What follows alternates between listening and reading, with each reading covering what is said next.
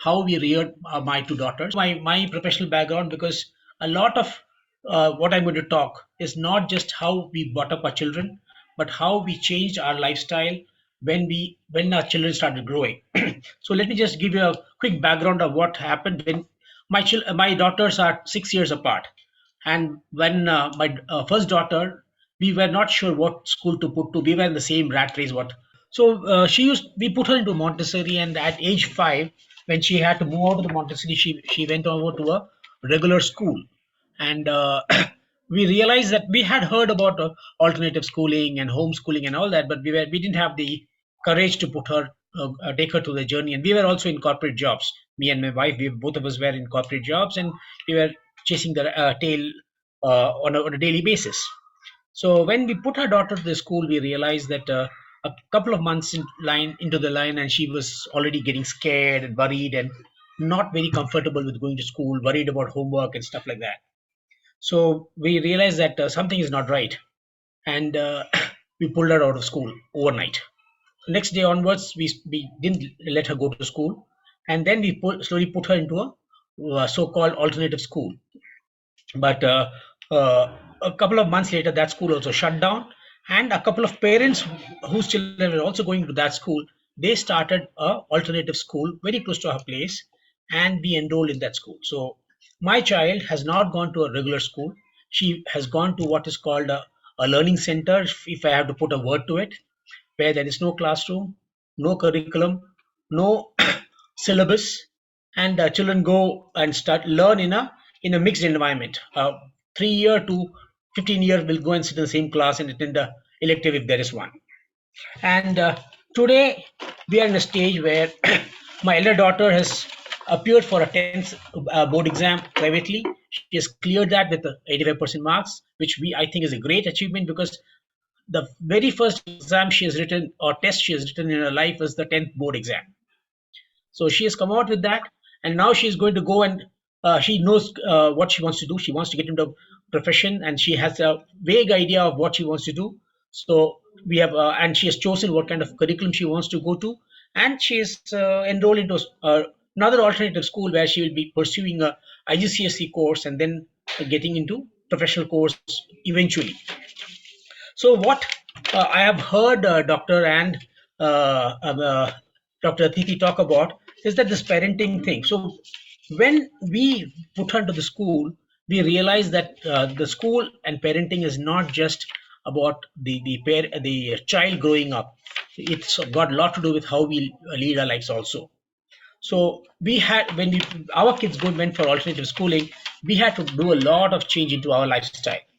Both of us stopped going to this corporate office. Both of us started working from home way before COVID. We started practicing so that we are available. We also started teaching the school. I have taught my children's school for 2 years and 3-year-old children. We have taught subjects which we know of. I taught architecture for 5-year-old children. And what have my kids done during the 10 years of schooling? They have done a triathlon in open waters in Mysore. They trained for 2 months or 3 months probably, and they went did a uh, uh, global event where foreigners also had come down to participate. And 7-year-old kids doing triathlon in open lake. My kids, as part of history education, they went through a Dandi march from Ahmedabad to Dandi, like Mahatma Gandhi did, for over 1 month time. Unfortunately, they could not finish it at that point of time because of COVID. But eventually, after post-COVID, we drove down from Dandi to Ahmedabad to Dandi, and we saw this Salt March Center. They have done a 400-kilometer cycling expedition over a week. They did about 3 months of practice, and they did a 400-kilometer cycling expedition. Of course, everything has got parental and facilitator supervision. Two parents also cycled with them. Three facilitators also walked with them. I went with them for the Dandi March. All this is there. So this parenting, this alternative parenting, leads not of self-adjustment. It is not about what I want my child to do. What it's also learning for. I mean, this is my opinion. It is also learning for me, because I have never been a parent before my child was born. So when my child was born, I am also learning things. So that learning is what I have to pass it on to my child. That is what my experience has been. So the kids have gone to school trips, they have gone to treks, they have conducted plays, they have made a movie. During online, they did a movie on Mahatma Gandhi sitting in their respective homes and then stitched it together. Yes, digital time, of course, but they made a movie, they read a novel, made a movie out of it, and it's all available on YouTube. So we have done a lot of stuff which is not part of the regular school. We have my daughter is not the elder daughter has not been trained for any exam till COVID hit. They have not been exposed to any digital media. But when COVID hit, suddenly they had to get into this online stuff, which they did eventually. But she appeared for 6 subjects, out of which 4 subjects she did completely self-study. 2 subjects she had support from external sources, as in tutors, but otherwise self-study because they know what they have learned. So in this method of schooling, what did they learn? Like what Dr. Neeraj was talking, they learn to fail because when they go to our trips, the kids have a budget, they fix a program, they buy the ticket, they fix the accommodation, they land up there. Finally, if there is not enough water, then they realize that this hotel is not working. They travel by second class Indian Railways tickets. They walk or they take a bus or they take the metro. Nothing is hi-fi. Everything is local. Everything is normal, and they know what normal man has to go to if it has to be a travel. So they have got opportunity to fail, they have got opportunity to relearn, they have got opportunity to face their fears. Because for example, my daughter, when she had to go for swimming, first she said she's not going for triathlon, but when they did a trial trip, she got fascinated. So within a month she coped up, and only 1 week before the actual triathlon she mastered her swim.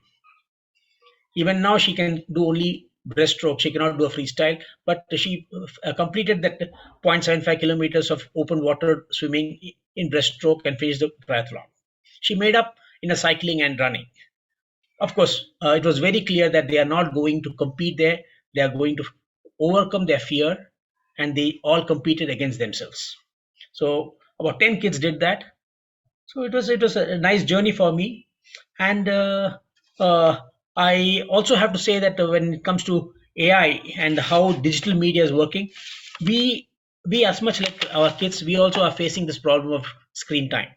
So how much screen time we are restricting ourselves is a direct indicator of how much screen time we are giving to our children.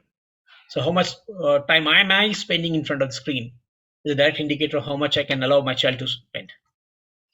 So that's about all which I have to say. So and my second daughter is also following the same path. She has also not gone to any school. She is going to this alternative system only, where she will also hit the 10th standard board exam directly whenever she is 15. Thank you.